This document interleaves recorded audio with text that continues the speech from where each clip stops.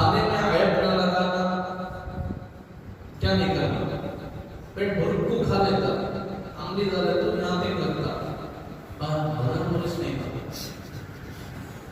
ہم کروز برابر بولتے نہیں، انہوں نے بولتے سلام خراب، کیا بولتے سلام؟ پیٹ بھر کو اللہ کی نعمتیں کھالا تو بھی اللہ کی بھی ناقدری اور اس کے بندے کی بھی ناقدری ہوتی نہیں. کتنی محنت سے انہیں کھلایا ہے، کتنے دن پیسے جمایا بتا اس کی بیٹی کا بیٹا کا شادی کے راستے کھانا کھاتے ہیں کیا ابھی بلا ہوتی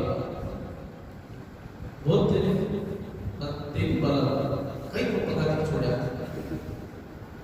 ان کا نام بتا سب بھی کھانے تعریف کر جاتے ہیں. میری یہ جناب چاول کے موٹے بھی چاول میں یہ کالا دانا نہیں ہے، چاول بھی اچھا لگتا نہیں.